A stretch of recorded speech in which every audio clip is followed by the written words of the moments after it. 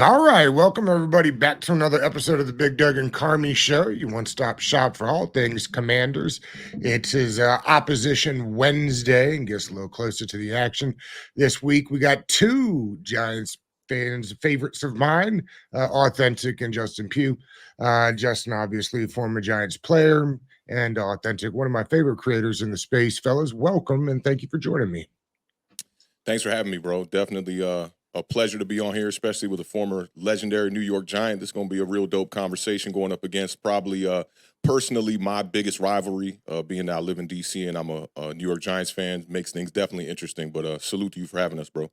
Yeah, we had the call earlier this year. I probably wasn't gonna mark the Commanders to have the record they have at the moment, but hats off to you guys. So I'm excited to have this conversation because Doug, we had some predictions earlier on in the year that I'm sure we're gonna have to revisit right now.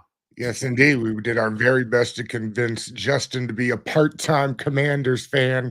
We'll see if it worked, but they sure are flying. Let's start with this, fellas. Authentic, I'll start with you, and Justin, we'll get to you right after. If we did like if I gave you 10 chips and you could put them on what the problem has been for the Giants, how many goes to ownership? How many goes to coaching? How many goes to the players on the field not getting it done? I mean, I'd say it's probably a good equal, 3-3, maybe four there. I've had my issues with general management, starting off this season, especially, and some of the mistakes that they've made in the past, like banking on youth with the offensive line a couple of years ago and whatnot after they paid Daniel Jones the big money. Seems like they've had to kind of learn the hard way along the road. The other problem I've had is, every time you gain a weapon, you lose a weapon. And I know there have been split, arguments about Saquon Barkley not being the New York Giant and whatnot. And I think there are sides of the coin that represent both sides very well. But my thing is, like, if you're going to draft a wide receiver like Malik Neighbors at 6 that is going to come in here and be a weapon from day one, it might make sense to keep some of the weapons that you had in house. And I think they put a lot on his shoulders this season by banking on a 21-year-old rookie wide receiver having to really wear the load of this offense outside of the quarterback position. On the opposite end, though, I do love some of the moves they made on the offensive line, band-aiding up some of those positions up there. Bringing in Jermaine Illuminor has paid dividends, but it just seems now that, you lose Andrew Thomas, and it's kind of like we're back to square one. I'm hearing Giants fans complaining about the offensive line all over again. So I think it's pretty equal. I'm not the kind of person that likes to point blame at one position or, just one asset on the team and whatnot. So I think everyone's played their role in this pretty equally, quarterback especially. I mean, I think that it's not his fault that they banked on Daniel Jones being a franchise quarterback, but put a lot on his plate as well, and it doesn't seem that he's the guy right now either. So Giants are kind of, kind of fell for a little bit of smoke themselves. I think that dates back to the 2022 season just a little bit. The playoff victory against the Minnesota Vikings, 9 wins. It all seemed nice and dandy at the time, but it actually kind of reminds me of what the Commanders are going through here this year, just a little bit, where you guys got to face a fourth place schedule. So we're looking at you guys, just one team over 500 that you've beat on the year.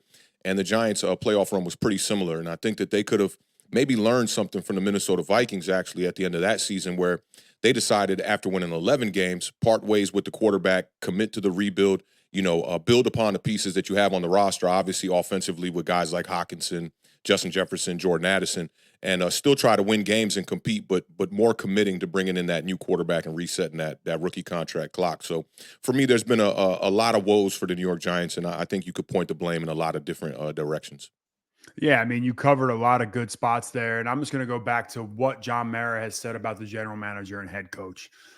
If you want to truly create stability, which is what the best franchises have, you can't keep churning over the roster. So similar to what a lot of these teams have done, Joe Shane had a good draft class. Brian Daboll can coach football. He will go get an offensive coordinator job if he wasn't the head coach of the Giants tomorrow. What I beg of the Giants is to keep some of the stability, regardless of how you feel. Like, yes, do we wish Saquon Barkley was still wearing Giants blue and he wasn't down there in Philadelphia? Authentic, I would say the Eagles are probably my biggest rival within the NFC East because I grew up in the area. Like, does it pain me to see Saquon Barkley run for 100 yards? I just, in my head, I'm like, what could he have done behind this offensive line? And we point to the dollars, and the Giants could have paid Saquon and paid John Runyon Jr. Like, there's ways to manipulate the cap. Just look at the Eagles, look at the Cleveland Browns. You had to go out there with Daniel Jones. I am very happy that they didn't go out and try to trade up. As good as Jayden Daniels has been, who knows if he would have been the quarterback that they would have taken. Maybe they would have taken Drake May. He's also looked good. But flip the coin and look at Anthony Richardson. Look at Bryce Young. Like, we didn't know going into this draft class that we were going to have every one of these players was going to be a baller. Even Bo Nix has looked incredible as of late. So I'm glad they didn't mortgage the future for that. The Giants had to continue to build, keep those core pieces. And as of right now, Dale Jones is playing for his career. And if the season ended today, they'd be going quarterback in the next draft, and they would be starting that rebuild right through there. So, like, you keep guys like Dexter Lawrence, who I think should be in the conversation for Defensive Player of the Year. You got guys like Bobby Okereke, but then there's been some disappointments. You look at Evan Neal. The fact that Evan Neal hasn't been able to play when Andrew Thomas went down, they couldn't, and they're bringing in Hubbard. They didn't address it with Josh Azudu in the offseason. That was a major letdown, the depth of the offensive line. Like, there should have been someone on roster that could play left tackle and go out there and start for you. And then Deonte Banks has been another one on the other side of the ball. They benched him mid-game. There's been some lack of effort. I know he's from the D.C. area. He wanted to play for the Commanders. He talked about that at a post game. So I'm sure he'll hear it on the sidelines of this one. But there are some areas where I'm like, hey, let's key in on who the cornerstone folks of this franchise are going to be. Let's not turn over the roster and get a whole new GM and a whole new coaching staff in there.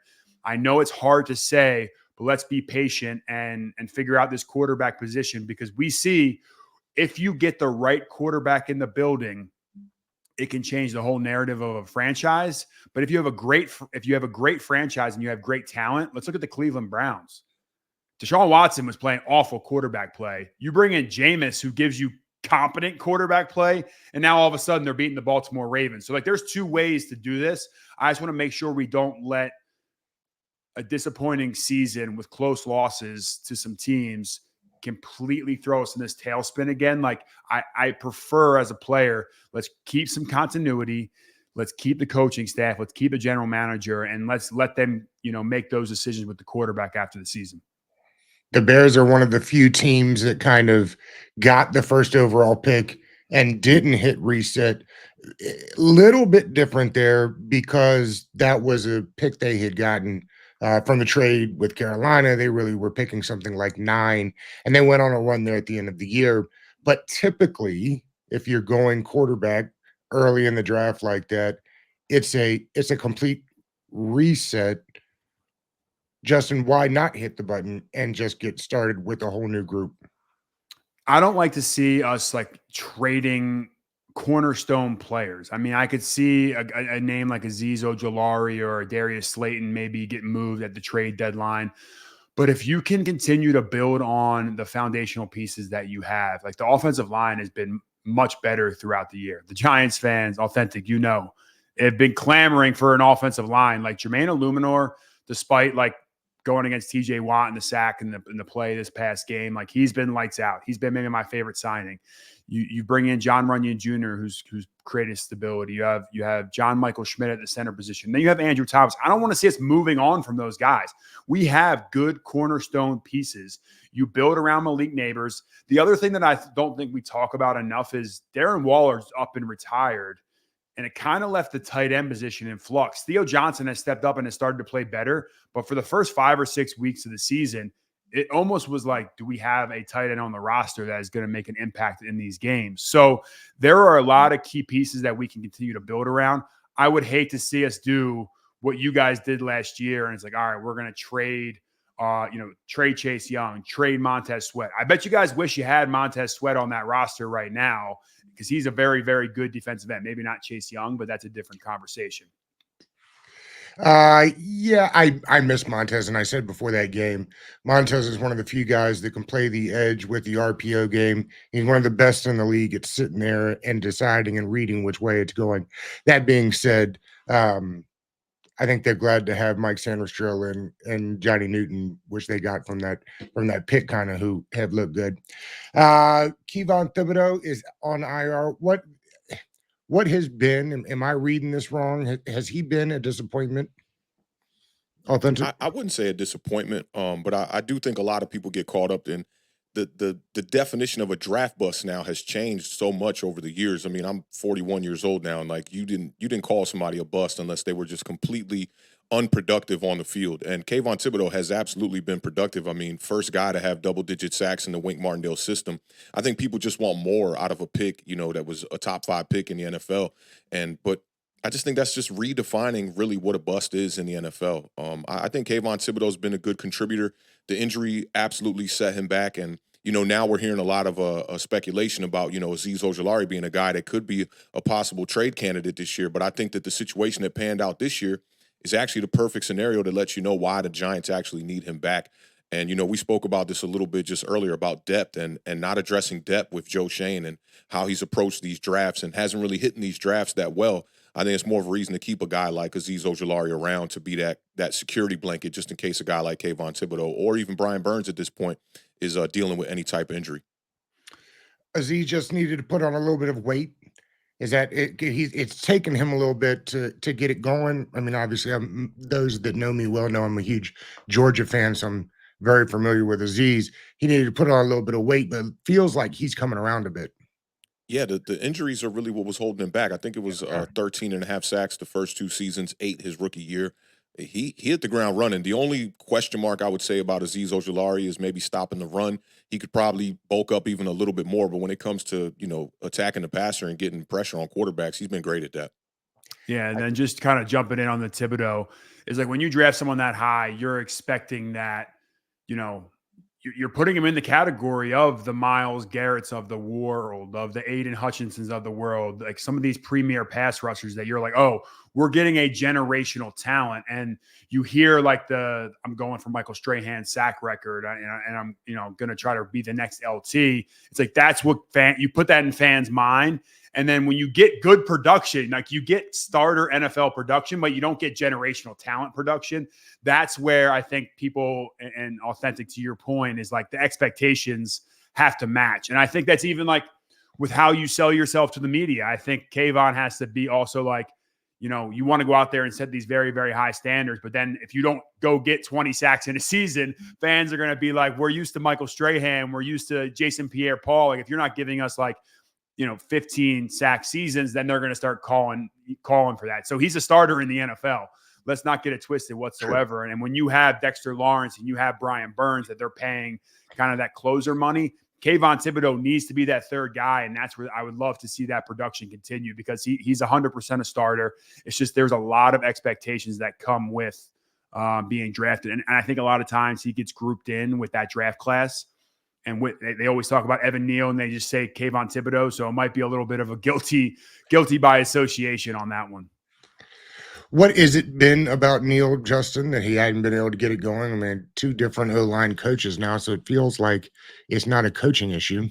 It's confidence. It's confidence. He went out there and he struggled early, and he was never able to get healthy. I mean, last year it was a foot injury, an ankle injury that he was dealing with, and that's tough. And I've said, let's try him out at left guard. I would like to try him out at left tackle. I mean, like, look at Anthony Richardson right now. Everyone's all up in a huff. Like, this guy's only 22 years old. Why are we giving up on him? Like, Evan went back to the bench. I think bringing him in six offensive lineman sets where you're going to run the ball. His first snap of the season was the 2-point conversion that you saw in this last game. So fans aren't going to – it doesn't look good optically when his first snap is like him looking inside and all of a sudden, you have Alex Highsmith run by you and blow up a 2-point conversion. It wasn't his fault whatsoever, but it's confidence. If you can't go out there and play with confidence, it's hard. And I bet you he goes to another team.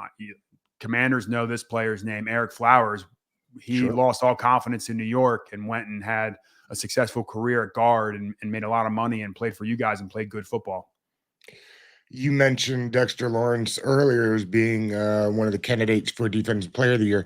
I'd suggest he's in the best player in the league conversation. To me, when you talk about defensive tackles, like that's the guy that you're looking at. We watch the film every Tuesday, and every time we watch the Giants, my mind is blown about how fast and twitchy a big man like that can be. Authentic, this is probably, and this will be obviously the second time that we'll see them, I think this is the best D line they'll see this year. They get after it. Yeah, I think that's quite possible. I was surprised in the first matchup. I was actually at that game. I was actually at the Hail Mary game too this past Oh, weekend. were That was you? really crazy. But I was at the first game against the Giants, and I was surprised to see the success that Brian Robinson had on the interior portion of our defensive line. They ran the ball between the two guards like all game, and just I think it was over 200 yards. Just the first time that Shane Bowen had a team rush for over 200 yards since the Saquon Barkley game in 2022 when we beat Tennessee. So Shane Bowen's defenses are known for being able to stop, the running game. But it was surprising. But Dexter Lawrence, I mean, what you said about him as far as one of the best players in the league, I think that is absolute facts because when you look at the discrepancy between the next guy that's a nose tackle in this league, Dexter Lawrence is miles beyond that. And I think when you look at every position like that, there's no gap like that in any other position. I think Dexter Lawrence could possibly be the best nose tackle the game may have ever seen. Definitely one of the better interior defensive linemen, period, right now. And that's what I'm going to be keeping my eyes on this in this matchup is can the Giants correct some of those rushing issues? They went into last week, they were allowing 5.9 yards per carry. And the rush defense has not, that's the one area that I feel like has not been corrected on this defense, maneuvering from Wink Martindale going to Shane Bowen. And everybody, coming into this year was expecting this to be a very conservative defense. But I think that Shane Bowen has done a really good job of adjusting to the personnel and, at times being a pretty aggressive defense. We've seen it in multiple games where he goes out there and he's willing to send the blitz and, not only relying on just four to get after the pass rusher or doing, like mass blitzes and whatnot and simulated pressures and relying on that creeper blitz that he was relying on when he was in Tennessee. So I think it's going to be an interesting matchup. And I think stopping the run is going to be super important in this one. During Dan Quinn's press conference today, he was asked about the second time you see a team. And Justin, I'm curious from your vantage point because you played in the league and played in the division. This will be the first time a team gets a second look at Jayden Daniels. What is it about seeing a team for the second time that you prepared differently? You're seeing tendencies. You're seeing what a team likes to do. You're seeing their first 10 scripted plays. Like I know Cliff Kingsbury, he's going to go out and call his stuff. Like he's not going to overarchingly change what he calls. And, there'll be wrinkles. The first 10 plays will be nuanced. To go back to that last question, it's the D-line depth. Like once you take out Dexter Lawrence, it's like, who's that next guy that's going to come in? And the issue of stopping the run against the Commanders is Jayden Daniels can take off and he can scoot and he can get after it. I mean, some of those third down conversions he had against the Bears, I'm like, oh, he's dead to right. And he makes two guys miss and makes a play. What I will say the Giants have to do is you have to keep Jayden in the pocket, force him to beat you with his arm. And his arm is electric. I mean, he can drop it in at anywhere, anytime, but you have to take out one area of his game. And if you're looking at the last game they played, yeah, it was a lot of the red zone efficiency wasn't where I think the Commanders would have wanted to be. It was a lot of bend but don't break. The Giants have to get off the field on third down, and they have to do that by stopping the run early. So Shane Bowen first started out, he was just rushing four even early on this season. I think that Browns game was where he really started to heat up the pressures and he really started to get exotic, bringing the safety. Like Jason Pennock was down in the box. He was making plays. So I would look for the Giants to heat up Jayden a little bit more. Look, let's be honest. When a guy has a rib injury, let's find out how that rib's feeling. And Jayden has been electric. So it makes you nervous when you say that because he's beaten teams every which way, but the Giants can't just go and give you the same vanilla defense and expect a different result. Justin, you made a great point about Kingsbury, and you know him. Are you surprised this is not the typical Cliff Kingsbury offense? I mean, it is to a degree, but the way that and they had good running teams in Arizona. I think people kind of forget that, but with Jayden and Robinson's averaging over 3 yards after contact. Yeah. Like this feels like, and maybe it's the Anthony Lynn effect, that it feels like the way they're sequencing plays on the Washington offense this year is different than what Cliff has done in the past. Yeah, I mean, Cliff also was learning how to call a game in the NFL, right? Yeah. He was coming from the air raid offense where in his mind, football was meant to have four wide receivers out there and a running back. And like that's like 10 personnel is how football was meant to be played. The offensive line of the Commanders, of watching them, have played so much better than I anticipated. So like I have to give a huge shout out to them, like Sam Cosby, Biotish, who you went out and signed. I know Lucas was out. I saw him walking off the game, so I don't know if Coleman or Lucas will start at left tackle. It'll be Allegretti, interesting. Coleman's going through concussion protocol, and Lucas walked off in a boot. So that's a big one. I mean, Brian Burns, in my mind, like that's, hey, we need you in this game. Andrew Wiley has played, he's a great veteran player. But when you have the ability to have a running back run hard like that and Jayden's ability to scoot on the edge, the Giants have to account for that. And you're not playing, typically when you play, it's a 11 on 10 advantage because the defense gets an extra safety because the quarterback won't take off. Jayden's ability to make people miss in space is very similar to Kyler's. And Brian Robinson reminds me a whole lot of when we brought in James Conner, and you see what the Cardinals are doing now with that. So I think Cliff has learned. You can get back to the pass game if you rely on the run, and he's learning from what went wrong in Arizona. Authentic, I was saying this. I was asking a lot of people before the season started on the podcast when we would see the running game come back there. In the NFL, there is always an overcorrection to the mean, if you will. And with all the passing and with all the dime defenses and the nickels, it just felt like at some point teams were going to get back to running the football. And it's interesting to see that the 5 or 6 best teams in the league right now all lead in running percentage. Are you surprised that it happened that quickly? I think some people I talked to thought maybe it'd take another year or two before teams got back into getting after it up the middle of the field. I mean, I think that it's always been important to run the ball. Even when the game was shifting and a lot of the passing quarterbacks were coming in and people thought that this was a vertical league, when it gets colder, it's extremely important to be able to run the ball. And I was actually looking for this stat that was from the first season of my podcast, and it's about Cliff Kingsbury. And, I'm very surprised that the success that he has had in Washington thus far. A lot of people have been out on Cliff Kingsbury. A lot of these people break down tape have said that his scheme is very high school, very college. And I think that's something extremely just egregious to deem upon somebody. But this stat that I'm talking about is how Cliff Kingsbury, even dating back to Texas Tech, how in the colder months, his offenses would fall apart and lose games. So from 2013 to 2021, he lost 5 out of 6, 4 out of 6, 4 out of 6, 6 out of 8, 5 of the last 5, 7 of the last 9, 5 of the last 7, and 5 of the last 6 by the time he got to Arizona. So I think that's something to really keep your eye on now that they're relying on Brian Robinson. And Austin Eckler has done a really good job this year as well, too, coming in as a complimentary running back, adding to the special teams and the kickoff game and all that. And I'm a guy that I'm RTDB. I will always be run the damn ball. I don't care what kind of quarterback you got.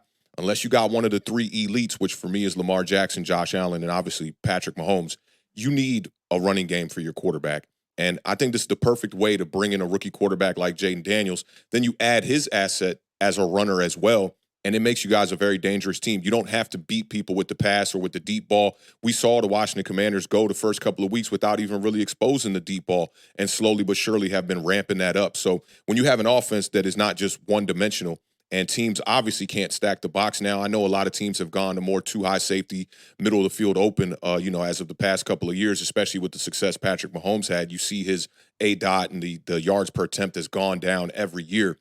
But it's just more important now to be able to have those running backs. And I think it's important to also have a good, not necessarily a running back by committee. You can have a bell cow that leads the room, but having depth at that position I think is also important too. And you guys have definitely knocked it out the park with that, with McNichols as the third running back even coming in and having some success as well. Justin, I find it interesting. I talk about it on the podcast quite a bit. Ty, you mentioned Biotish that they brought in the offseason. The offense, Jayden Daniels is back in that gun so much. I've been impressed. There have been no overthrown balls, underthrown balls, just grading the center on being in that. How tough is that to be able to get it there all the time? No mistakes early on is pretty impressive. Yeah, I mean, you can look around the league. I do Sunday Red Zone Radio or Sunday. It's called Sunday Game Day Radio with ESPN, and we look. It's basically Red Zone for radio, and we look at all the games.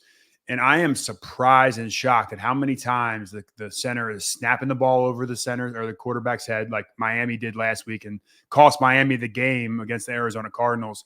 I remember even the Baltimore Ravens, Tyler Lindenbaum, who's one of the best centers in football. The one time he thought Lamar was under center and he snapped the ball and Lamar wasn't there and it was a fumble.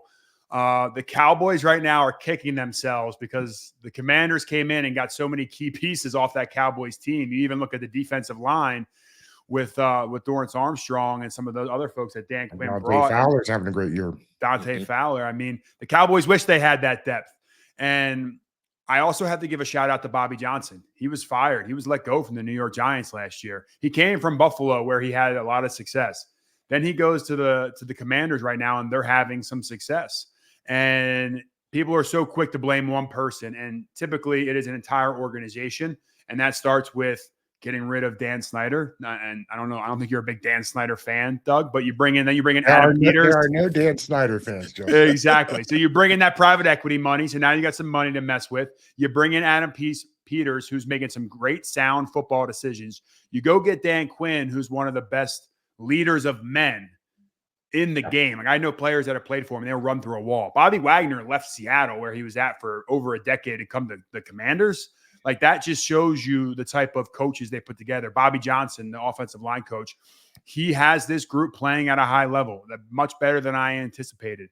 And it's a scary out for the Giants right now, because your confidence is sky high, and the confidence in New York right now between the Jets and the Giants is at an all-time low.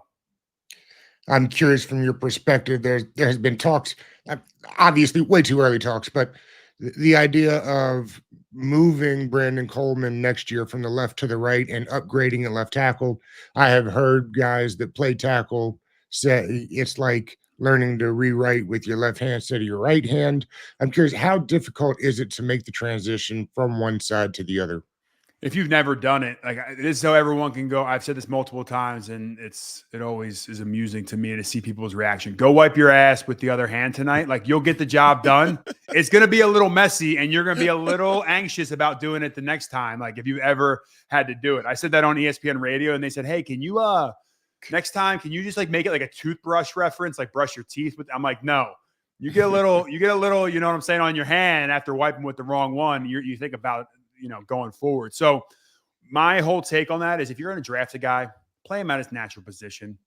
It's like drafting a quarterback and saying, hey, you run this read option, but we're going to make you a pocket passer. Like, what players do well, let them succeed. Like, give them the best chance to succeed. We try to outthink ourselves. These GMs think that they're these analytic gurus at times. If you're a dog and you're one of the best left tackles, and you might not have the longest arms in the world, or you might be, not from a high-end school, let that guy play that position. He's going to have confidence, because confidence in life is everything. Like, even us all jumping on this show right now, Doug, you know so much about the Commanders that you're not sweating getting on this show. Authentic, you've lived, eat, and breathe the New York Giants. So, like, yeah. You can handle yourself in any conversation.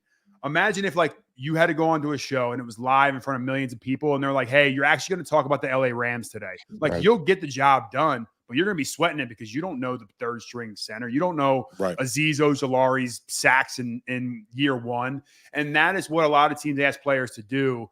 And I challenge any general manager to go out there and try to play right tackle, let alone left tackle. A lot of these guys haven't played football, and they think it's just an easy transition. I'm telling you right now, it's not. It's a little off subject, Justin, but you've mentioned him a couple of times. Anthony Richardson, I'm just curious your take on this. A guy that needed to stay another year in college. Hard to turn down NFL money when they're telling you you're going to go in the top 15. I know that there is NIL money. You've got to assume that people are going to start telling these kids, you've got to stay another year, because, like, look at who's having success right now from the rookie class. I mean, guys that have been stayed in college 4 or 5 years. It's almost unfair to a guy like Anthony Richardson that was so far behind just from a snap count. He's played 11 games in the league so far. We're benching him. I understand the NFL doesn't have time to develop because they've got, 17 games every year to make it happen. What are we supposed to do about these guys? Yeah, it's a good point. I mean, I look at even college right now in the landscape. You got Quinn Ewers going back to Texas because he's making money. You have Shedeur Sanders in Colorado going back and playing. Now, that's a pretty unique scenario with his dad as the head coach, but I even think the ability to – the fact that he's putting millions of dollars in his pockets right now to play makes it less enticing to make that jump. So maybe NIL will provide the foundation to let those guys stay, because I don't blame Anthony Richardson for going and getting the money. He should. If I was his brother, I'd be like, yo, go get the money right now. Regardless of how you play, you're set for the rest of your life because you want 4th overall. But I also couldn't look the 52 guys on the roster that are putting their bodies on the line. Like I look at Michael Pittman. He's playing through, he was potentially going to go on IR, and he hasn't seen the ball this year. Or Josh Downs, who is trying to get a new contract, or an offensive lineman who's putting his body on the line and being like, you're going to let this experience continue to happen, and we're going to potentially find out if Anthony Richardson can do it. You're going to get the GM fired. The head coach is going to get fired. All the players that are out there fighting for contracts are probably not going to get a second look. And for me, I can't live with that. So I don't blame Anthony at all. I actually feel bad for Anthony because he wasn't ready to play and they put him out there. What do you do with him going forward? You give him some 1 reps. You do what Drake May was doing in New England with the Patriots and say, hey, Joe Flacco, you're a guy, but we also realize you're 39 years old. So if we do an 8-play series in practice, Joe, you're getting the first 6. Anthony, you're coming in for the next 2 because we still want to see if you can be that player. And if you can't, we got to move on because unfortunately in this business, they don't wait for players to develop. You can't. Too many jobs are on the line. Too much money's on the line. And unfortunately, that's the business we chose to be in. And that's part of it. That's the real tough part about drafting quarterbacks early that are considered a project. I kind of compare it to what happened with Trey Lance with the San Francisco 49ers. They're viewed as the model of how you build a team without having the quarterback first, right, with the San Francisco 49ers. So it never really made sense to me that they traded 3 first-round picks to the Miami Dolphins to draft a project quarterback who's in a similar situation as Anthony Richardson, didn't play a lot of games, and then you just thrust him into the starting lineup and you realize, okay, he's not the guy, and you really don't have any type of contingency plan behind him. And it seems like the Colts are in that same boat. It's like Anthony Richardson was most compared to Josh Allen coming out of college, a guy who didn't have high completion percentage as well, and they knew that they were going to have to groom him and mold him in his first couple of years. He wasn't even a starting quarterback his first year. I think it was Derek Anderson that the Bills had first brought in, and another bridge journeyman type of quarterback as well. And then finally he ends up playing midway through the first season. But the first couple of years for Josh Allen were not that pretty. A lot of people almost weren't sold on him. And then finally in his 3rd year, they brought Stephon Diggs over and he took the leap. And with Anthony Richardson, the injury in the first year obviously sets him back in a major way. And then you come back here, now you've only played 10 games. He has just 1 game with a completion percentage over 50% on the entire season. And I'm looking at the tape as well. Shout out to JT O'Sullivan with the quarterback school who broke down his last game. Those receivers over there aren't really giving him any help. I mean, plenty of drop balls, just, Anthony putting the ball in a decent spot, and they're not coming away making plays for him as well. I thought it was a little bit premature to bench him, but I think that the Colts have been in this situation since dating back to Carson Wentz, where they feel as if the quarterback is going to be the position that gets them over the hump and get them to be truly contending, when they probably should look at that team as a team that should be committed to the rebuild.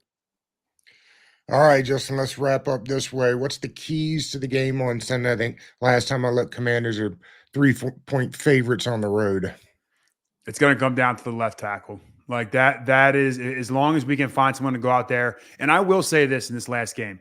Yes, Chris Hubbard had his issues. It was after, though, like a penalty.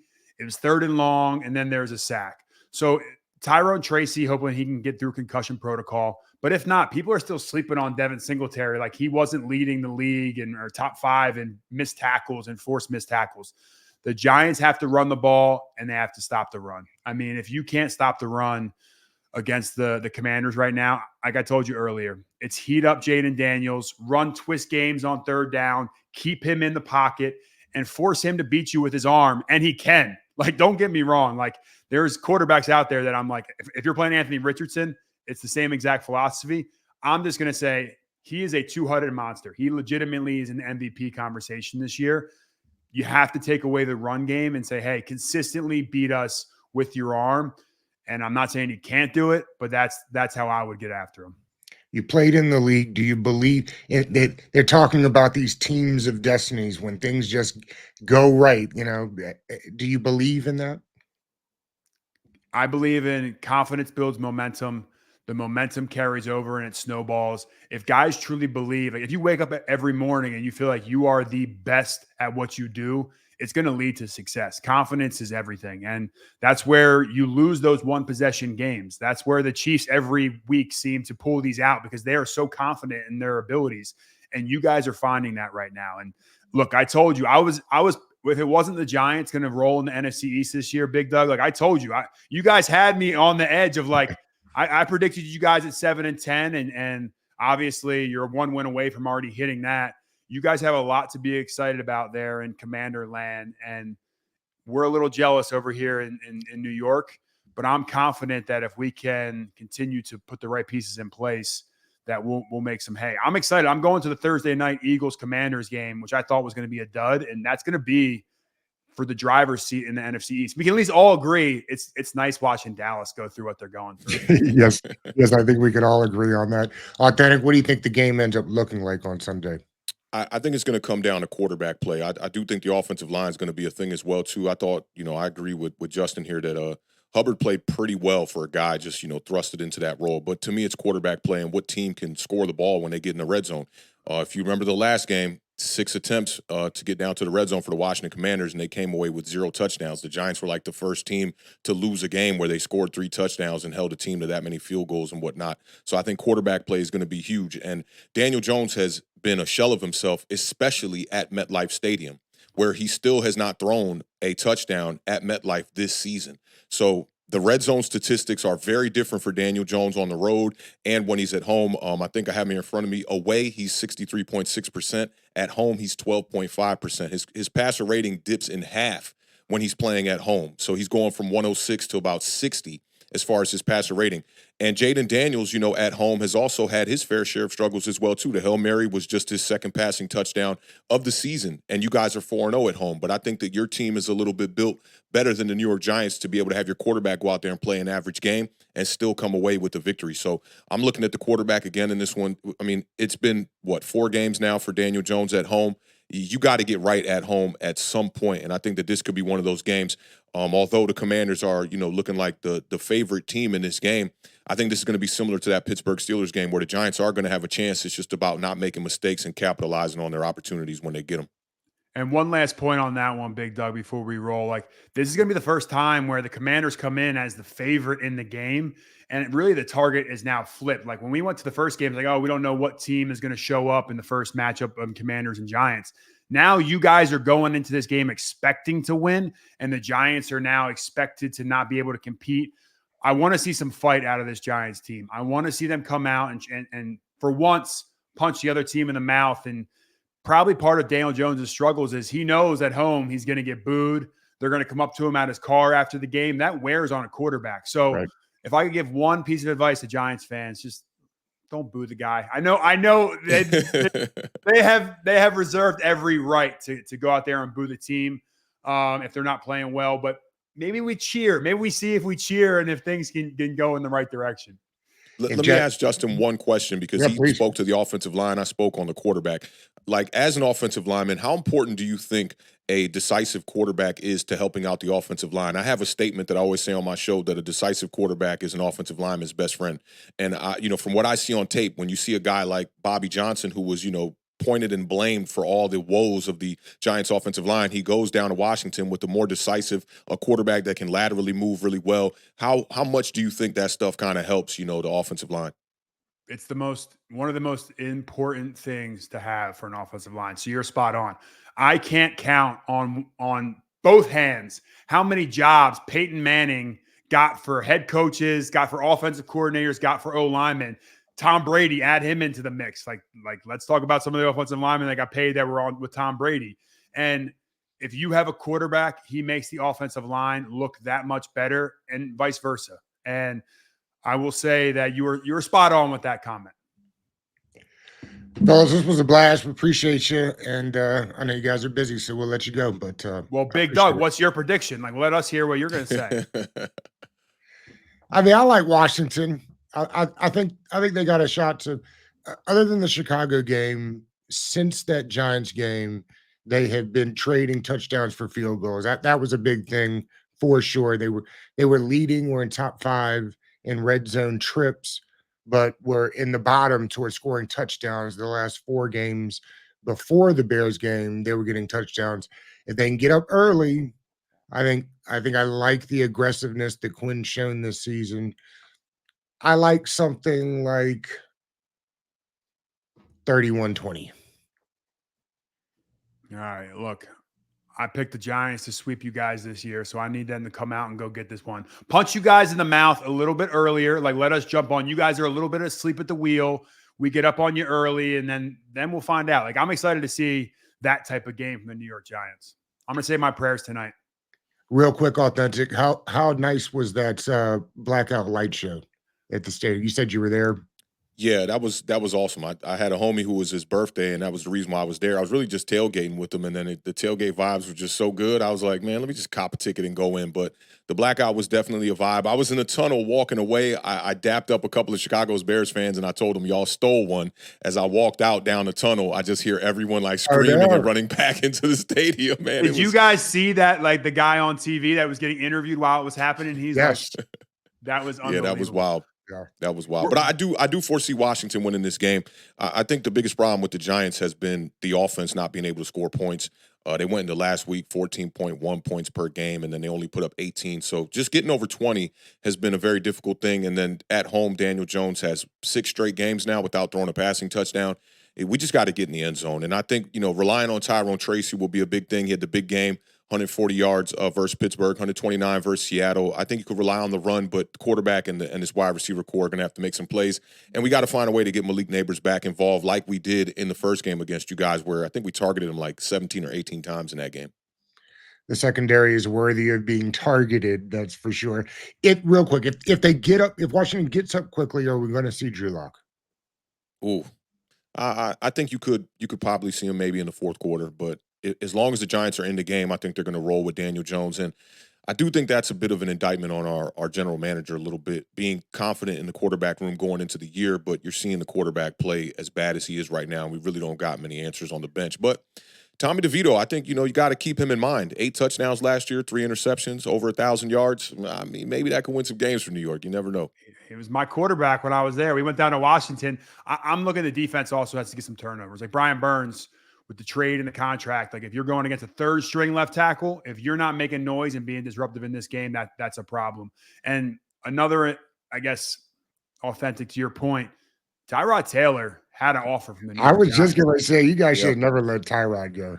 And I think the way they dealt with the injury was, sour taste left in Tyrod's.